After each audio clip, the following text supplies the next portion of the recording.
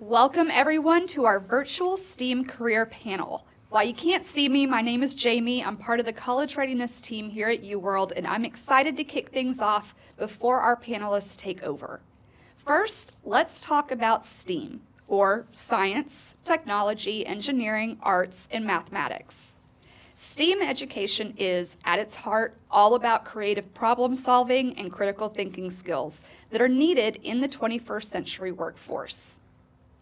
STEAM isn't about each discipline in isolation, rather a focus on learning across all five in a holistic way that allows you to use both sides of your brain, the creative and the logical, at the same time. So why will you need those skills, and why is STEAM education so important? STEAM is about innovation, and innovation is the key to solving the most critical problems of our time to ensure a healthy, sustainable future. We're entering a new industrial revolution. You need to be prepared for jobs that may not even exist yet. Technology and automation will take over repetitive tasks, and those fields that grow the most will require creativity, critical thinking, and the ability to solve new problems. STEAM doesn't just focus on teaching subject matter, but how to learn, how to ask questions, and how to experiment and how to create. According to the U.S. Bureau of Labor Statistics, STEM and STEAM-related occupations will see a lot of growth in the next 5 years compared to non-STEM occupations. We can expect to see 8% growth in STEAM jobs compared to only 3.4% for non-STEAM occupations. An estimated 821,000 STEAM job openings in the next 10 years. 22% growth in software development employment, and 15% growth across healthcare professions by 2029. So how does that impact you? Basically, much higher earning potential. A median pay for STEAM jobs of $87,000 a year compared to $40,000 for all other occupations. The average salary for all STEAM workers is $100,000 compared to non-STEM occupations at $40,000. The lifetime earnings of a computer science major is reported to be about $1.67 million, which is 40% more than the $1.19 million lifetime earnings of other college graduates. So a career in a STEAM field is not only fulfilling, it's lucrative. So what does that have to do with UWorld? Who even is UWorld? The short answer is that UWorld helps build potential. We help people at all stages of their academic and professional careers achieve their dreams. We started 20 years ago in a medical residence dorm room. Our founder was studying for his medical licensure exam and found study resources to be too expensive and not effective. So he started creating his own materials. He enlisted the help of his brother and his brother's roommate, who happened to be two engineers, to put his content online, and the rest, they say, is history. Now we've supported almost 3 million doctors, nurses, lawyers, accountants, and even high school students just like you. STEAM disciplines are at our core as an education technology company. We help prepare the next generation of STEM professionals. We're a company made up of experts. Many of our content authors still practice in their fields, and they are obsessed with quality. And as for the A in STEAM, our illustrators, animators, media teams, and graphic designers are the people that help learning be more fun. So now let's meet our UWorld panelists, who each represent an element of STEAM. I'm going to turn things over to our moderator, Syra Hayes, for the introductions and some questions that were sent in ahead of time. If you're watching live, please add your questions in the chat and we'll get to them when we can. All right, over to you, Syra. Hi, I'm Syra Hayes, and I'm going to introduce everyone. For science, we have Dr. Drew Delino, who is a biochemist and biophysicist who leads our pre-health education chemistry team, creating exam prep content for the MCAT and AP exams. He helps connect science through technology, art, and education to make complex sciences easier to understand. For technology, we have Jonathan Chaco, who has a degree in design and now serves as the marketing operations manager at UWorld, overseeing the marketing technology that powers the company's marketing efforts. For engineering, we have Avinash Charakari, who has a master's degree in computer science and engineering and is a data engineer at UWorld responsible for designing and developing data processing systems and analytical reports. For art, we have Cassie Ruff, who has a BS in digital media and is a part of UWorld's talented team of graphic designers, creating both print and digital marketing materials to reach our audience and represent our brand. And for math, we have BJ Dunabari. First, he studied biology before getting a degree in economics. Now he writes content for our finance team, helping prepare people studying for the CFA exam. So I'll kick it off with some questions. First, for Drew and Cassie, what inspired you to pursue your career? Drew? Well, so when I was younger, my parents wanted me to go into medicine. And so even from a young age, I always was learning and studying and focusing on the sciences, chemistry, biology, physics. And I realized when I was studying them that I actually had much more of a passion in the basic sciences, in studying how nature works, rather than the applied study of medicine, which of course is still very important. And so as I was going through college, I realized that was the focus that I wanted to pursue, is getting deeper into the mysteries behind our natural world. And I also realized during that time that I had a passion for teaching, because when I was studying for the tests with my other students in the science classes, we always had study sessions together. We always had, got together like in the dorm rooms to get ready before a test. And I really enjoyed the opportunity to help all of us together learn how the sciences worked and how we could understand what was going on, not just to memorize things for the test and then flush it, but to actually understand the mysteries behind our world. And so, yeah, it was just basically going through my education and realized that I had a passion for the actual content, not just to get an A, but to actually really understand what was going on, and helping other people have that same understanding. Yeah. My story is quite different, but that's okay. That's why we're all here. I took a art class or a digital communication class in high school and really enjoyed it, but ultimately decided I wanted to be a nurse. That didn't work out. I realized that nursing wasn't going to be beneficial for my mental and emotional well-being, and decided that I was going to revert back to something I was a little bit more passionate about. But I was also passionate about food on the table. So I recognized that art wasn't going to be for me, but functional art would be for me, so that I could make a profit and I could have a roof over my head. But functional art really spoke to me and feels more meaningful, especially within UWorld, because I can help make innovative ideas easier to digest and easier to understand, because they're easier to see and sort of absorb. So definitely I found passion in communicating smart ideas in a beautiful way. Great answers. Okay, for Avinash and Drew, who do you think is making the most innovative achievements in your field and why? So I'm in the computer science field, and I'm sure everybody hears about AI today, and UWorld is making exceptional, changes and going. We have essay grading where we use AI to give a score to the answers that are given by the students. So incorporating AI into everything that we use every day, be it your smartphones, be it how you interact with UWorld content, and everything is AI is incorporated with AI. And some of the companies that are like big on AI is OpenAI, and we have NVIDIA making all the chips and everything.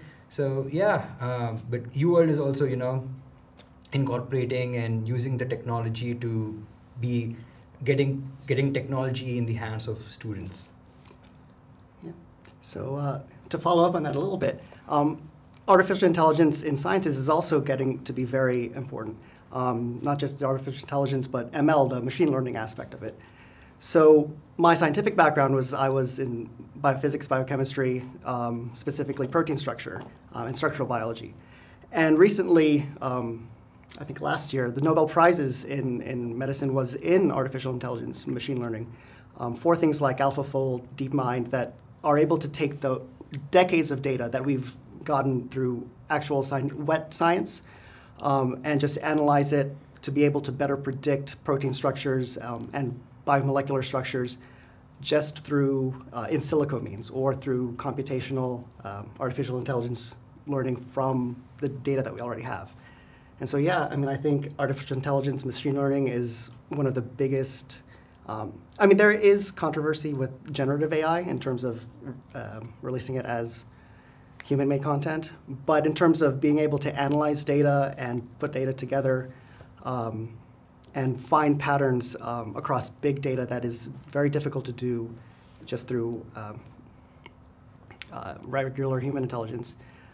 I think that's where a lot of the scientific uses of it lie. Great. Okay. Also for Drew and Cassie, what are some common misconceptions about your STEAM field and how can we change those perceptions? I think a lot of times, especially in my industry, is that it's perceived to be extremely technical or only something that's strictly logical. And I think that a lot of times people don't see that there is a lot of fluidity between innovation and artistic and design aspects of things. Like, you aren't going to recognize an intelligent product or an intelligent idea unless it's presented in a way that's easy to digest and easy to comprehend. So having the art side of a STEAM field is very important because it's your job to communicate something effectively so that people are willing to listen. Yeah. So in the sciences, I think there's a big misconception that there's a huge barrier, like an intellectual barrier to getting into it. People think that you have to be like a super genius to get into the scientific field, when really all you need is a passion for science. Yeah, sometimes it can help to, or sometimes it can be difficult to learn, but it's, as long as you have the curiosity to keep trying and to keep putting your best effort into it, that's what you need. A lot of the difficulty that people feel is coming from memorization, whereas really what I find the joy and what I find the beauty in science is in the relationships and having things come together without having to memorize all of the little details, but being able to put things together and seeing the bigger picture. Once I have, all the small details are there, but seeing the bigger picture helps you realize how they all fit in. And BJ, what degrees or certifications are essential to your field, and how did your education prepare you for this role? So I would say that if you're going to pursue, I pursued investment management. I was working at a trading firm before I joined and brought my talents to UWorld. And I would say that majors that provide a focus in mathematics. Math doesn't necessarily have to major in math. There's a lot of folks who do.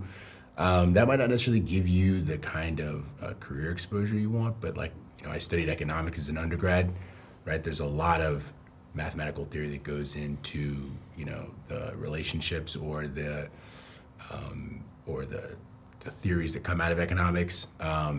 There's a strong mathematical foundation, for engineering. There's actually a strong mathematical foundation behind design, and there's a lot of computer-generated art from purely just like equations. So I think that there's a lot of degrees that give you the opportunity to get that type of exposure. A lot of people who work in the financial services industry have backgrounds in physics, have backgrounds in communications, have wide degree or wide variance in backgrounds, but really what it comes down to is, do you have the passion to learn, do you have the willingness and the ability to do so? And I mean, math is actually very intuitive. We all have a math side, a logical side of our brains that help us, kind of make sense of the world. So, there are a lot of degrees that can give you that type of exposure. So I wouldn't hold myself back. That's really good. Really interesting. Jonathan, I'd actually like to hear from you on this too, because you pivoted from design into technology, and how did you get any certifications to help you go that direction? Yeah, so I really appreciate what you said about the kind of the passion, but for myself to do design, I mean, I got an undergrad degree, a BA in graphic design, and I also received some certifications afterwards for web design, coding, programming, that sort of thing. But something that BJ said was the idea that, really having the desire to learn more, and something that I think you said as well, is that the curiosity is really important. So that curiosity will lead you into those degrees, those pursuits of certifications, and I think that's where you can really discover what certifications are beneficial for your career pursuit, is in those curiosity points, and where the overlap is between kind of the logical mind and the kind of maybe the artistic mind as well. I think it's important to say too that it doesn't all have to happen at the same time. It's okay to realize that you've done your 4 years or something, and you can find something else that you're interested in, or something else that's applicable to where you want to be, and be open to furthering your education on top of the base that you've already set for yourself. And would you guys say that having the undergraduate degrees first before you had certifications kind of helped you have a foundation to figure out the pathway that you wanted to head on? Yeah, I would say that, obviously the undergraduate degree is going to be a first step, if you think of it that way. And if you see life as a learning journey, not just, college is the destination, and once I'm out of college, I'm done. If you can see life as a journey where learning is going to take place throughout, then college and honestly high school is really, those are just the building blocks, right? So if you think long term, especially because the careers of tomorrow, the careers that you guys are going to be, the jobs and roles that you guys are going to be competing for, those jobs are not being created yet. Those jobs don't even exist yet. We don't even understand how those jobs are going to come into fruition. But being able to solve that problem, the primary problem is, what job am I going to be doing? How am I going to contribute to this economy? Is going to come from being able to say, how do I marry my interests with my skills, and what am I willing to grow and develop in? And that's going to change over time. But if at every step of that journey you're able to, figure out, okay, I'm really good at this one thing, let me maximize that in this phase in my journey. Yeah. And then when that next phase comes, life is a journey, it's a learning journey. Let me try to maximize that next phase. And if you think of it like building blocks, you might start off with, a more technical background, and then you layer on more creative pursuits, or you might start off with a more creative foundation, or for me, it was a very social foundation. Was not getting a lot of studying done in college. And then you layer on, the hard sciences, or in my case, professional designations that kind of align you to, to where your passions are taking you. And just to build on the question of the foundation, for myself in undergrad, I changed majors basically 3 times. So I learned about myself through my studies, through exposure to other classes, through exposure to other peers, and seeing my strengths through my classes, through my classmates, that kind of stuff. So I changed my major, realizing, oh, this was the wrong choice for me. I have a strength here. Let me try it a little more. Okay, I have strength here, but maybe I don't love this enough to go forward. So my passion's more here. So really, undergrad is foundational to get the degree, yes, but also in that time of school, expose myself to the classes, to the people who became lifelong friends, but also help me understand myself in relation to my passions and to my career. Yeah, super interesting. Okay, for Avinash and Jonathan, what advice would you give to students who aren't sure what STEAM career path to follow? I would suggest that's why we are here for, and that's the reason we are talking with you, is so that you can listen how a day in each of our jobs will be like, and see if that is exciting you. And if that really excites you, you should probably, speak with more industry experts in that particular area and see how you can contribute, like where your thing is, and actually trying and going and exploring and doing small projects, doing small internships or volunteering in any activity and see if that is something that you should go forward. And that's how I started, and that's what my recommendation is. Yeah, I mean, I agree with that. I've mentioned that, I think, previously, but I grew up knowing that I liked figuring out how things worked, because I would take apart remote control cars and then build robots out of them. Although I do nothing with that like that now in my career, I realized that I just like discovering how things work. And I think, over the course of my high school and undergrad, I didn't know what I wanted to do with my career. I didn't think I would be a marketing operations manager for UWorld. That wasn't what I grew up dreaming of. Thought maybe I'll be a doctor, maybe I'll be a computer scientist, maybe I'll be an NBA player. I didn't know I was going to be at the time. But I learned more about myself. So I would say expose yourself to the other disciplines in STEAM, yes, but also like extracurriculars too, to understand more about yourself. I think self-awareness is a huge part of this, knowing what you like to do, pursue, and also being aware, like, what are you able to put hard work into? Because I think that helps define what you're able to excel at as well. I think all of us experience failure in the process of pursuing our degree at some point, and so you have to remember you're going to fail at some point, but it's important to try again, try the next thing. Just as you say that, I broke so many TVs, mobile phones, and so many electronics, and now looking back, I look at it as taking things apart and learning how things work and putting it together. What really pushed me into computer science is figuring out things. And basically, how, as you said, taking out the RC car, using the motors to build something else. That's basically what I did with all TVs and stuff. And that's how you would learn. Yeah. Be curious. I think that's the lesson there. Yeah. And I will say this, Jonathan does do that a lot for me. I give him things to design that are really hard, and he figures out the hard coding behind it a lot. So even though he says he doesn't do that a lot, he does it a lot for me. Even if it's not tangible. It's coding.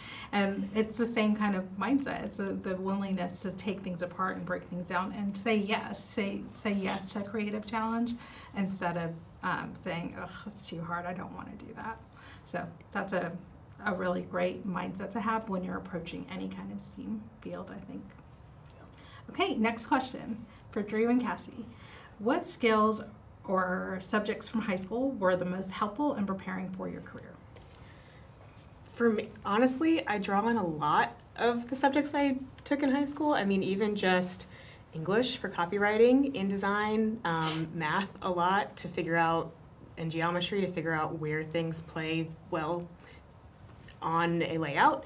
I also really enjoyed or really found useful like logistics classes, because I do have my own business apart from UWorld, and sales classes. So those kinds of things have really helped me have more of like a rounded education, and it helped me figure out what I wanted to do later on in my career. I've shifted a lot. I started in nursing, I think I mentioned, and then I worked in the wedding industry for 13 years, and now I'm here.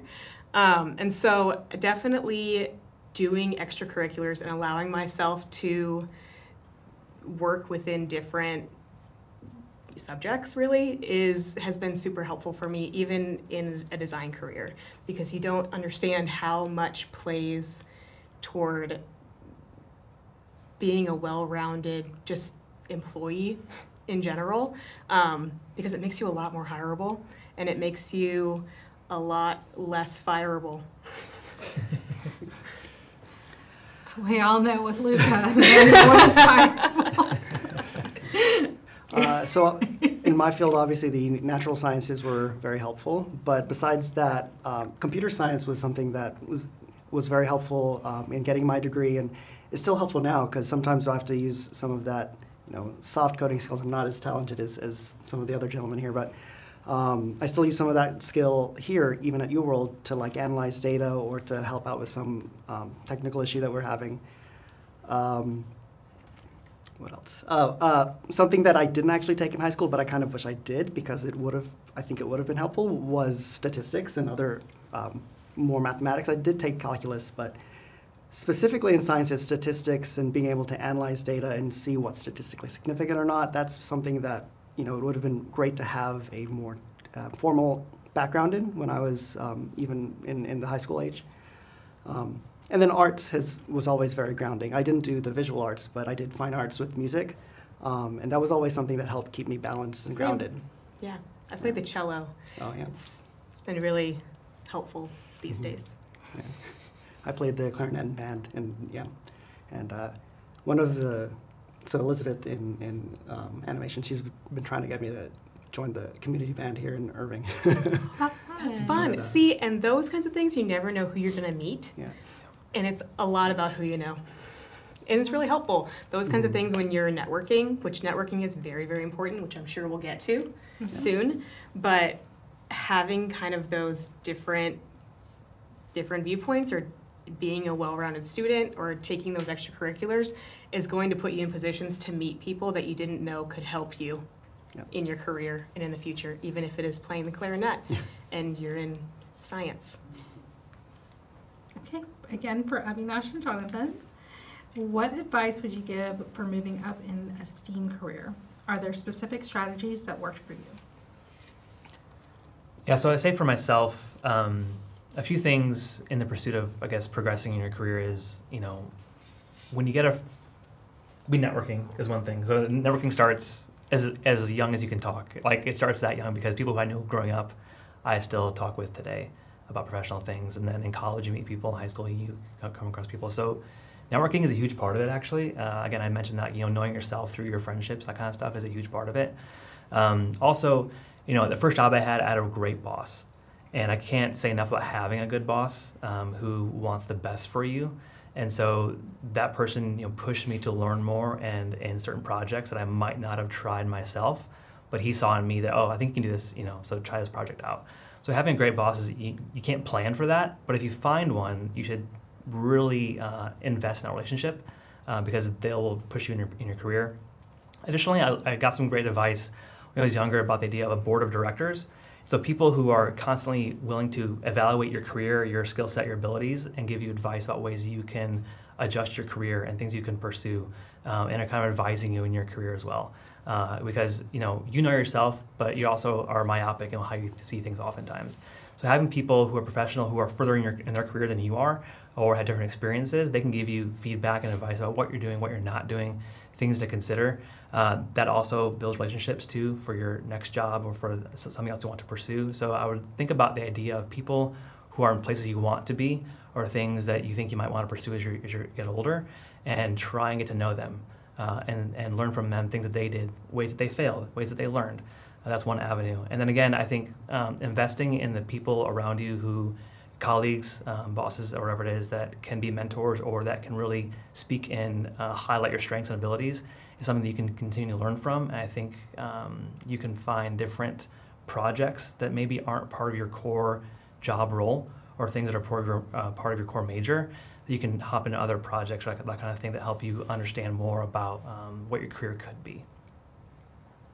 I agree with everything Jonathan has said, and to add to that is to have a great friend circle, because with people who have the same interests, they kind of keep pushing you forward even when sometimes you are a little laid back. And sometimes if I want to do a project and I might not have all the skills to complete that project, and if I have friends who who can contribute a different skill set, and as a team we go forward and basically accomplish the new project, and I'll also learn new skill set. So in STEAM, I would suggest is anything basic curiosity. It's never ending. It should excite you anytime you want to learn something new, and that's what you primarily need in STEAM. Okay, for BJ, what do you wish you had known about your field when you were in high school? I honestly wish I knew the different ways to arrive at that role, at that position, at that point. In high school, I didn't have a very strong conception of the financial services world, investment management, portfolio management, asset management. I had no idea that that world even existed. And all I knew is there's a bank down the street, and some of my money got saved there. Not a lot of it, but some of it. And so like I think one of the, especially in a very fast-moving world, there is keeping your ear to the ground and just being diligent is one important part of it, but that's likely not going to be enough, right? Learning from old heads like us might not be very beneficial, honestly, because the future is so uncertain. But there has to be something to be said about being proactive and effectively networking with your peer group and even with folks in the industry. And you're likely going to find out or learn about things as early as in high school, because you can take summer camps, or you can go to weekend either trips or planned school trips that kind of give you a little bit of exposure. But there's something to be said about being proactive and being curious, and don't treat it like work. Treat it like play. Treat it like fun, and it will be. It's an adventure, and if you think of it like that, then you're more likely to do it, and you're more likely to enjoy it, and you're more likely to probably learn something new about either a field you want to get into, or learning about a field which you have the skill sets for to excel in, and you just might not have known as much about. And that's kind of how I kind of fell into finance. Okay, for Cassie and Jonathan, how important are internships, volunteering, or extracurricular activities in getting started in STEAM? So important. I think that a lot of my knowledge and education happened through work experience. And I understand that unpaid internships and volunteering is not always an option for everybody. It wasn't always an option for me. I've had a job since I was 14. And regardless of what you're doing, work experience is so valuable. I worked in a frozen yogurt shop for 3 years, but I still built so many soft skills with that. I learned how to talk to people. I learned how to have conversations. I learned how to lead people. I learned how to communicate, and I learned how to figure out how to communicate other people's ideas, even just in an environment that was serving frozen yogurt, which seems silly, but those skills are so important. And even if you aren't doing something actively in the field that you want to be in, just actively working or volunteering or talking to people is going to further your career potential so much, because you'll have those skills to be able to network when you get the opportunities, or to be able to take those volunteer positions when you get the opportunities. And you're also going to interview so much better when you are able to take an internship, or when you're able to, I don't know if they still do college interviews these days? Is that still a thing? Some of them do. Yeah. Some of them do? Some. It's rare, but some. You can't get a job if you can't interview. And those skills are so important. So even if you aren't building technical skills, those soft skills are so important as well, so that you can actively pursue your career, and you can do it yourself. You can drive that. Nothing about your personality is going to get you a technical job unless you are building those soft skills, or if you're getting, in my job, my portfolio mostly got me this job. However, if I couldn't interview and work with a team, I definitely would not have gotten it, especially at UWorld, because we are so team-oriented and we all work together so closely, that those skills and being able to just do this is very important. I'm not sitting here designing on a computer right now. I'm talking to you guys. I'm talking to the team. So I think that those things, even if you aren't able to actively have an unpaid internship or a volunteer position, just work experience is so valuable. Yeah, I can't really add much to that, honestly. But I will just say, the idea of volunteering is just the whole idea of, in extracurriculars, is really exposing yourself to more opportunities. and getting to know more about the world around you, and I think in the same time learning more about yourself. So extracurriculars, music, sports, other after-school activities, those things, yes, you network, yes, you learn more about just different parts of yourself, which I think is just invaluable because that prepares you for the various things in life, just like job interviews are. Also in volunteering, I think we think of volunteering for a skill or job you want to have, but also volunteering for a cause you care about. The idea of growing your heart and mind and for people around the world or things around the world is very underrated, I think, when talking about STEAM. And I think you bring all those things you experience, however old you are, into your career. And those experiences, those problems you see, those people you meet along the way, those situations help you problem solve, help you tell better stories about yourself and about ways you want to improve the world as well. So don't negate those opportunities that aren't tied directly to STEAM or to a career, because really growing your heart and mind for the people in the world around you is so important. That's a really good answer. I know a lot of kids out there think that they've got to have the perfect set of things, a checklist of things on their resume or on their job, or not job application, or college applications.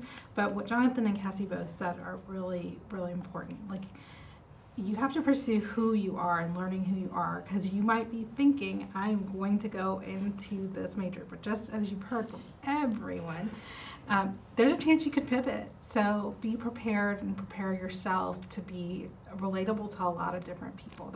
That will make you more appealing to colleges than anything else. Right, I have a few more questions for y'all. For Avinash and Cassie, are there opportunities to enter your field without a traditional four-year college degree? Okay, I'll go first. Computer science is so broad that some fields require specialization and some fields do not. Take, for example, data analysis and things. You would probably could take courses online. You could probably complete them in 2 to 3 months and you would be able to get a decent job. But the more skills you add on top of the skills that you currently have, they do require some specialization degrees and everything.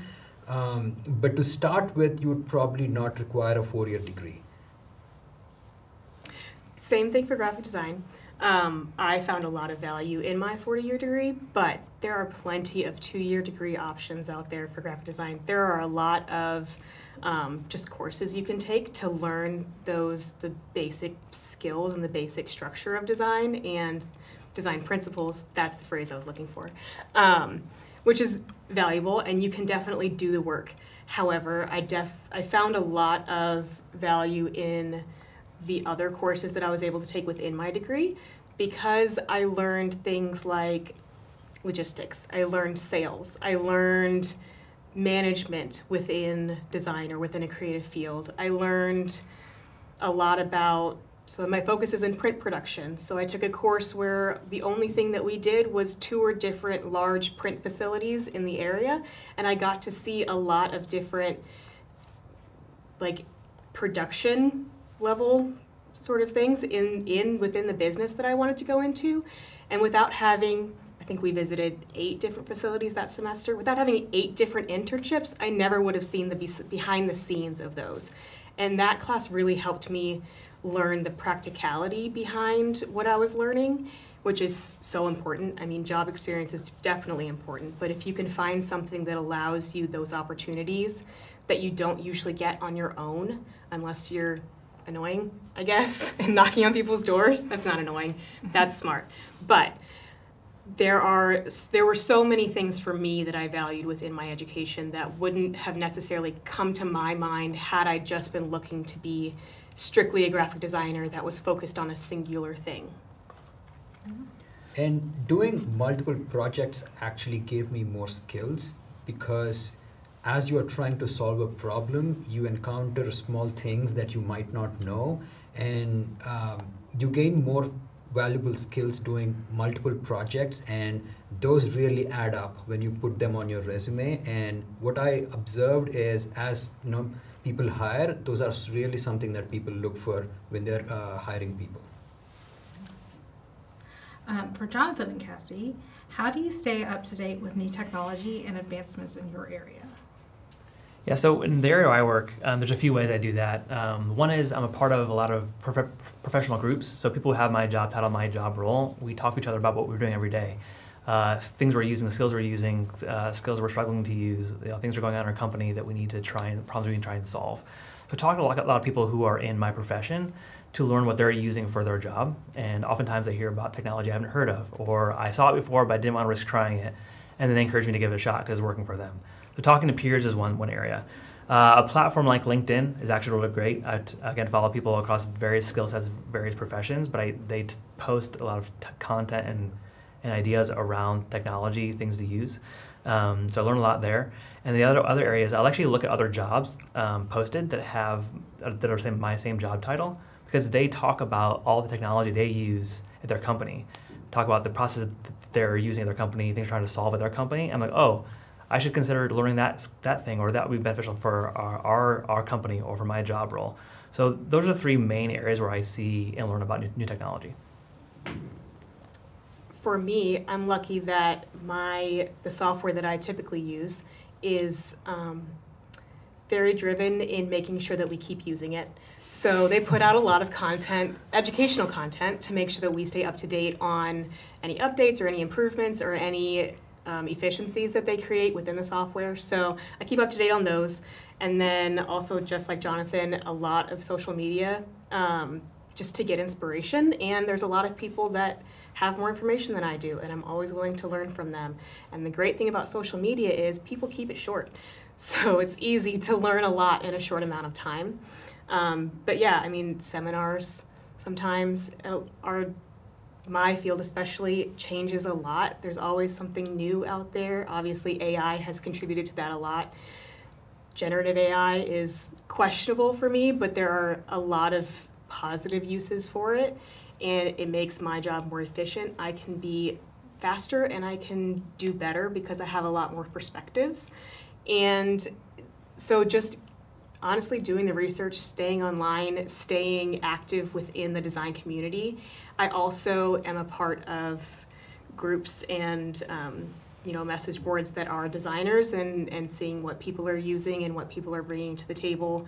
Also having a lot more, that helps with a lot of diversity too, because you get to see so many different perspectives and from different cultures. The internet is a magical thing, because I can see somebody's designs in Europe or Africa or Asia, and I can apply them to my work as well.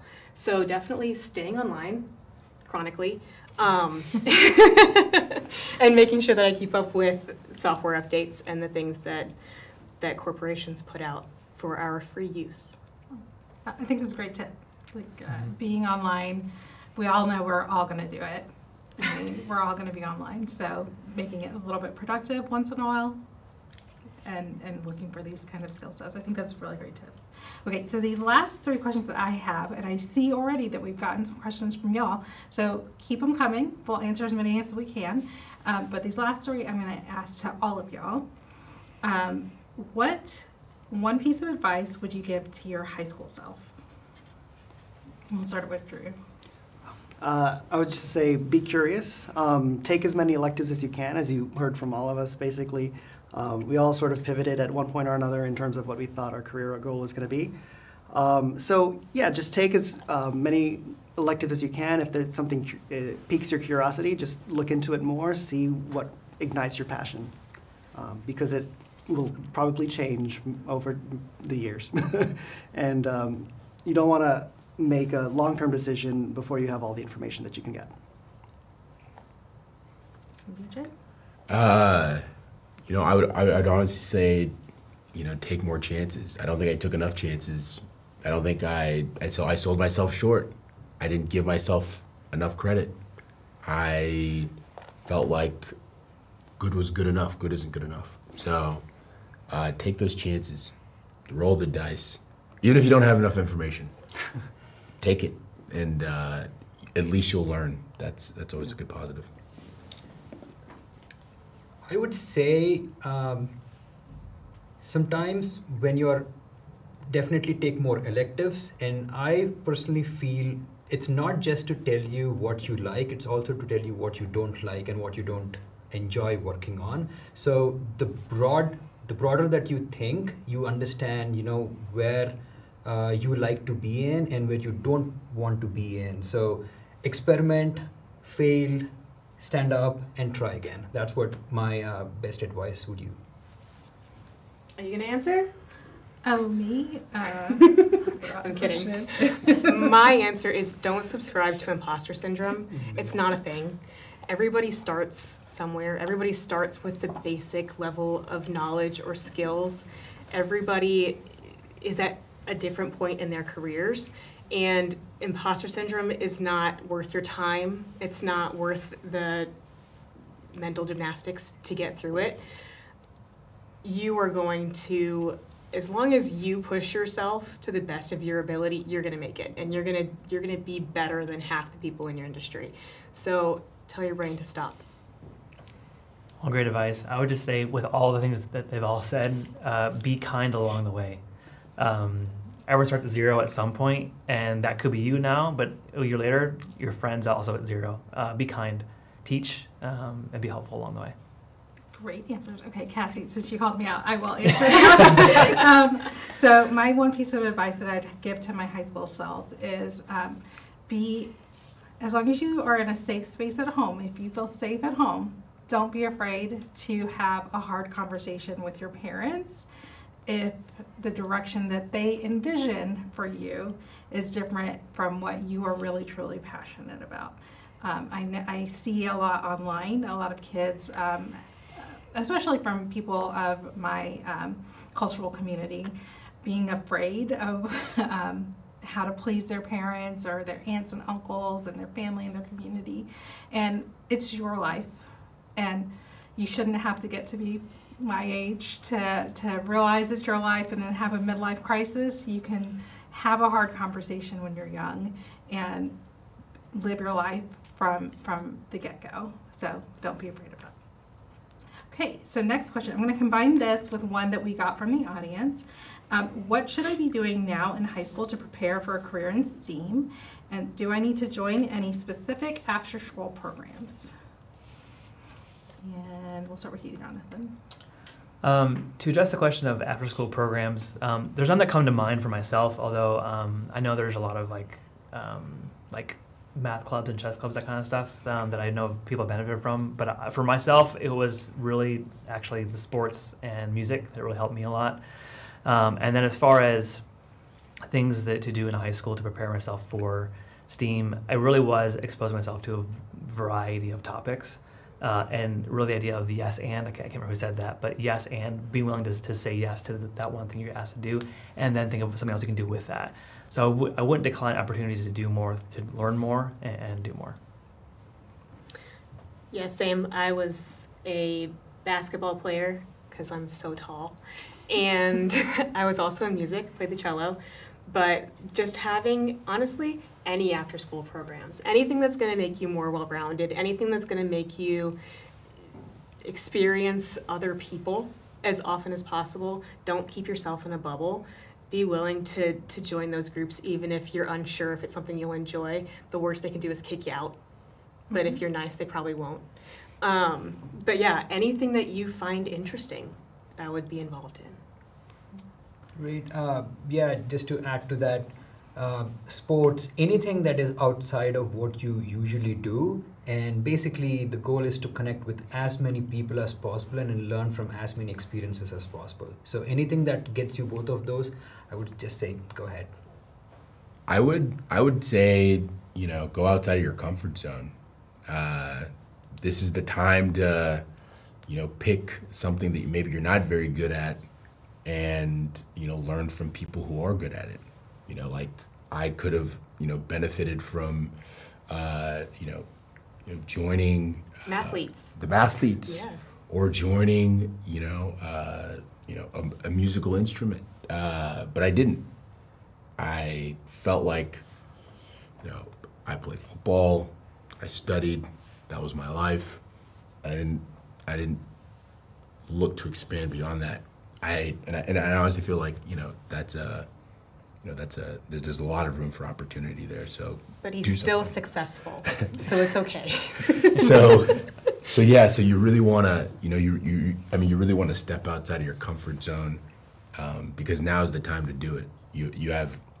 There's virtually no cost to you to stepping outside of your comfort zone. And you have plenty of time. Yeah. So one other thing that I would like to add to what all the other people were saying was to just, talk to people, people to see what kind of opportunities are out there. Like what BJ was saying before, he didn't have any idea about the world of finance when you were in high school. And because, we're not necessarily exposed to that type of stuff as a high school student. And similar to what Cassie was saying, like internships, it doesn't have to be an internship, but just go talk to some other adults and try to get a feel of the day-to-day of their lives, like your friend's parent or someone else in your community. And just to see like what you can do with a degree in science or a degree in math or technology, engineering, or art. Because there's so much more that is out there than you necessarily think of as a high school student. Yeah. So what's great now for you guys is that you have the internet. When I was in high school, it didn't exist. I'm that old. So you guys get to explore on social media and on the internet and check a lot of things out. Don't be afraid to check things out. Just like BJ was saying, like stepping out of your comfort zone, and don't talk yourself out of it. Like you do not have to have a certain number of cool points to get into whatever you're trying to go into. I know for me in college, I wanted to join a sorority, and I talked myself out of going to Brush and the interest group meetings and things like that for several years, and I didn't join until my junior year, my third year of college, and it's one of the most fulfilling things that I have done in my entire life, and I was just afraid that people wouldn't think I was cool enough to be in a sorority.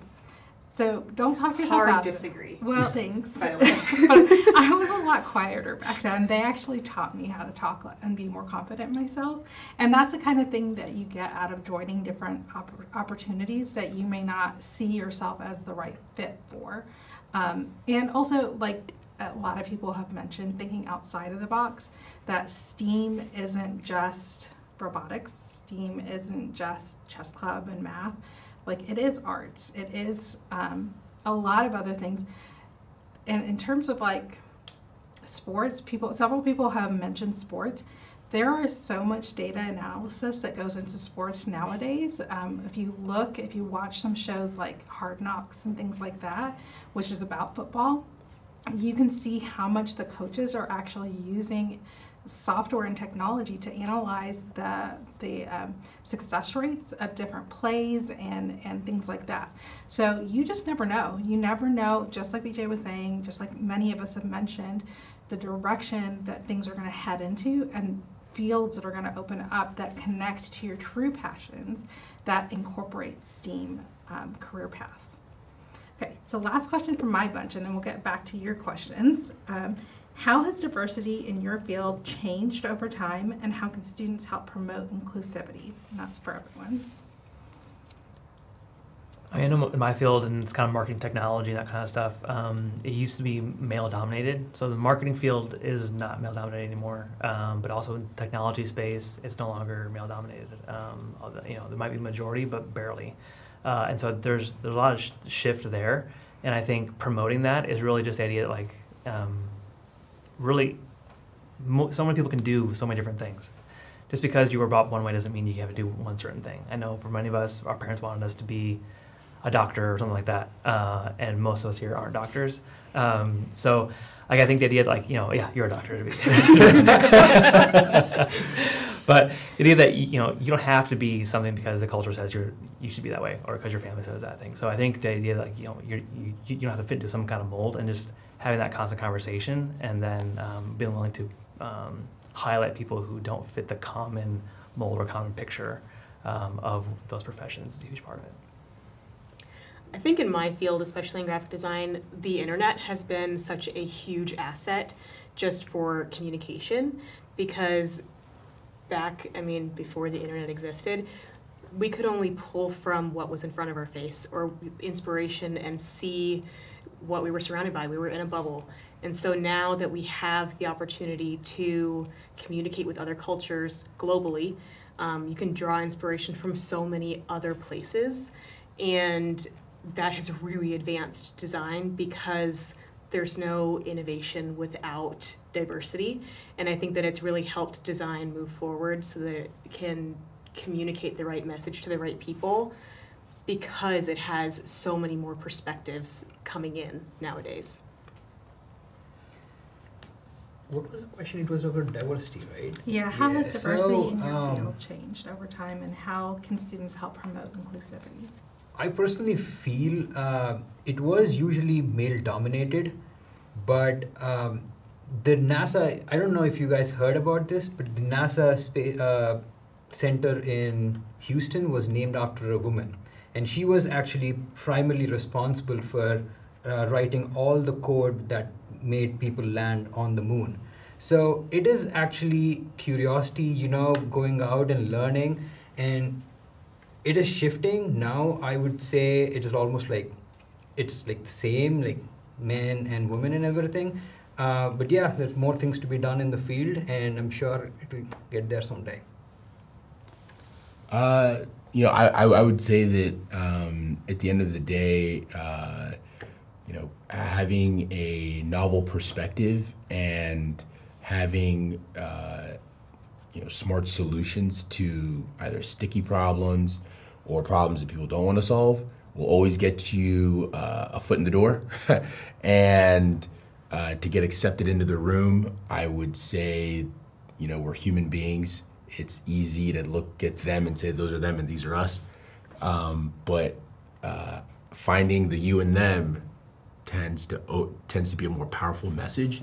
And I think that promoting diversity and inclusivity, I just think has more to do with finding what makes us the same, what gets us all excited, what makes us all passionate about either, you know, why we're all in this room or why we all follow a particular passion or why we're all in a particular field.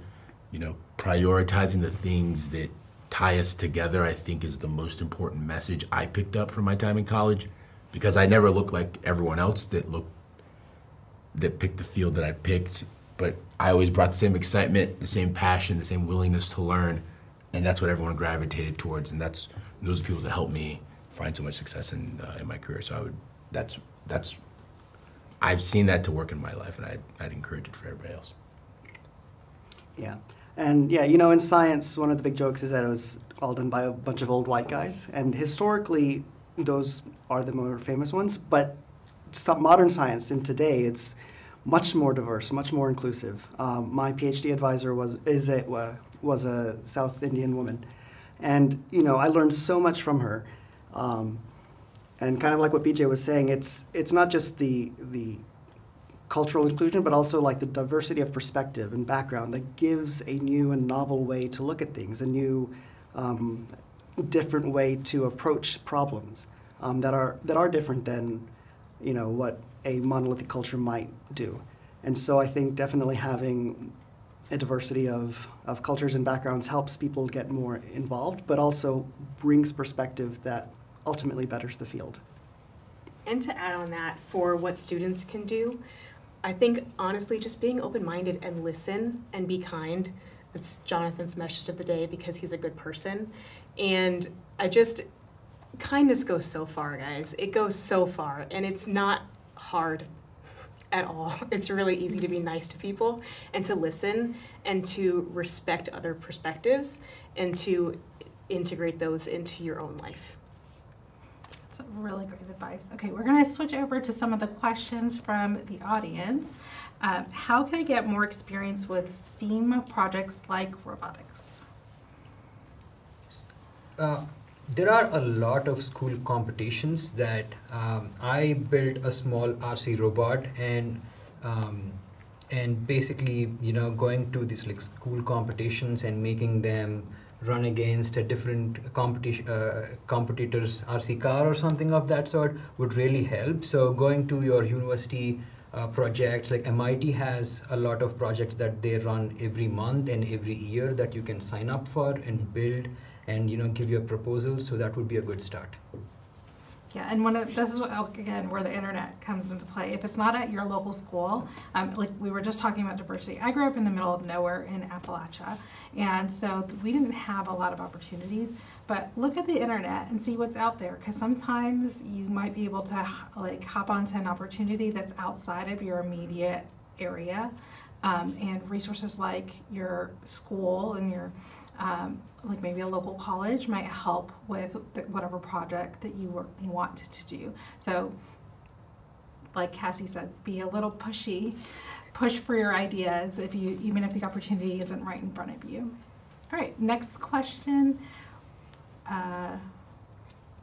What are some tips to get STEAM jobs before college or even in high school? Talk to people. Talk to your parents or your friends' parents. Talk to, if you have a job anywhere, talk to your customers. If you're in retail, if you're in food service, talk to your customers. See, it's really at that level, I feel like more about who you know. Talk to your professors in college so that you can get their insight.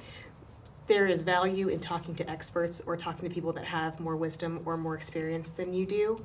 And I think that that's really going to be the driving force. I mean, you can always do job searches online, but there's going to be 300 applicants. I don't want to discourage you, but talking to people is going to make a big difference. I'm going to piggyback off of what Cassie said. One thing that I love that people do is they reach out to me on LinkedIn for informational interviews. I've had several college students do that over the year. In fact, in a couple of weeks, I have an informational interview with someone coming soon. So I just want to encourage you guys to take it into your control and know that you can be a little bit more proactive with reaching out for those opportunities. Well, thank you guys so much for your attention. This has been a great session, and a huge thank you to our panelists for dropping some knowledge and giving us behind the scenes look at the world of STEAM. Your stories and advice remind us that the future is full of possibilities and it's ours to create.